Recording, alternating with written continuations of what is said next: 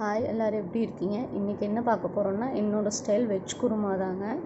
ஈஸியாக எப்படி செய்யலான்னு பார்க்கலாம். இது வந்துட்டு எனக்கு சப்பாத்தியே பிடிக்காதுங்கிறவங்க கூட எக்ஸ்ட்ராவாக 4 சப்பாத்தி சாப்பிடுவாங்க இந்த குருமாவை வச்சு கொடுத்தா. இதுக்கு ஒரு மிக்ஸி ஜார் எடுத்துக்கோங்க. இது கூடவே வந்துட்டு ஒரு 1/4 மூடி துருவின தேங்காய் போட்டுக்கோங்க. தேங்காய் போட்டுட்டு இது கூட ஒரு பச்சை மிளகா போட்டுக்கோங்க. இன்றைக்கி நான் வந்துட்டு 2 பேருக்கு தாங்க செய்ய போகிறேன். நீங்கள் உங்களுக்கு எவ்வளோ வேணுமோ அந்தளவுக்கு போட்டுக்கோங்க. இதில் கொஞ்சோண்டு சோம்பு போட்டுக்கோங்க. ஒரு ஸ்பூன் சோம்பு போட்டுக்கோங்க.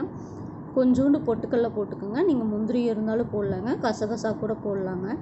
இது கூடவே வந்துட்டு 1 இன்ச் இஞ்சி, ஒரு 2-3 பல் பூண்டு போட்டுட்டு நல்லா தண்ணி ஊற்றி நான் காட்டுற பாருங்கள், இந்த மாதிரி நல்லா ஃபைன் பேஸ்ட்டாக அரைச்சி எடுத்து வச்சுக்கோங்க. ஒரு குக்கர் ஹீட் பண்ணிக்கோங்க. குக்கர் ஹீட் ஆனதும் தேவையான அளவு எண்ணெய் ஊற்றிக்கோங்க. எண்ணெய் நல்லா காஞ்சதும் இதில் வந்துட்டு நான் 2 பிரியாணி இலை, 1 பட்டை, 2 கிராம்பு, 1 ஏலக்காய், ஒரு அரை அன்னாச்சி பூ எடுத்து வச்சுருக்கேங்க. அதையும் போட்டுட்டு ஸ்பைசஸ் எல்லாம் நல்லா பொரிஞ்சதையும் ஒரு 2 பெரிய வெங்காயம் மீடியம் சைஸில் நறுக்கி வச்சுருக்கேங்க. அதையும் போட்டு நல்லா வதக்குங்க. 2 வெங்காயம் போதுங்க.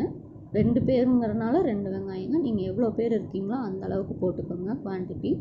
போட்டுட்டு நல்லா வதக்குங்க. வெங்காயம் இந்த அளவுக்கு நல்லா வதங்கினதும் இது கூட நான் ஒரு மீடியம் சைஸ் தக்காளி கட் பண்ணி வச்சுருக்கேன். தக்காளியும் போட்டு நல்லா வதக்குங்க.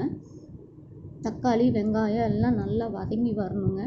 இந்தளவுக்கு எண்ணெய் திரிஞ்சு வந்தது. தக்காளி வெங்காயம் இது மாதிரி இருக்குங்க. இது கூடயே வந்துட்டு நான் இன்றைக்கி 2 கேரட், ஒரு 4 பீன்ஸ் எடுத்து வச்சுருக்கேன். உங்களுக்கு வேணுங்கிற காய்கறி நீங்கள் ஆட் பண்ணிக்கலாம்.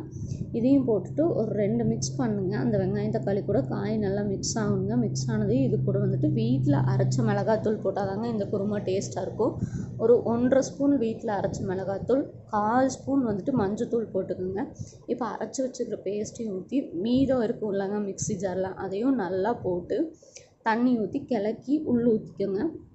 ஊற்றிட்டு நல்லா மிக்ஸ் பண்ணிக்கோங்க. தேவையான அளவு சால்ட் போட்டுக்கோங்க. சால்ட் போட்டு நல்லா மிக்ஸ் பண்ணிக்கோங்க. நான் இன்றைக்கி 2 டம்ளர் தண்ணி எடுத்துருக்கேங்க. நீங்கள் எவ்வளோ வேணுமோ அவ்வளோ ஊற்றிக்கலாங்க. குவான்டிட்டி மாறுங்க. ஒரு மூடி போட்டு மூடி ஒரு 2 விசில் விட்டு இறக்குனீங்கன்னா நம்மளோட வெஜ் குருமா ரெடிங்க. இது காயெல்லாம் வெந்திருக்காதான்னு கேட்பீங்க. காயெல்லாம் நல்லா வெந்துருங்க. செஞ்சு பார்த்துட்டு எப்படி இருக்குன்னு மறக்காமல் கமெண்ட் பண்ணுங்கள். நிறையா பேர் நம்ம சேனலை சப்ஸ்கிரைப் பண்ணாமல் பார்க்குறீங்க. சப்ஸ்கிரைப் பண்ணிக்கோங்க, லைக் பண்ணி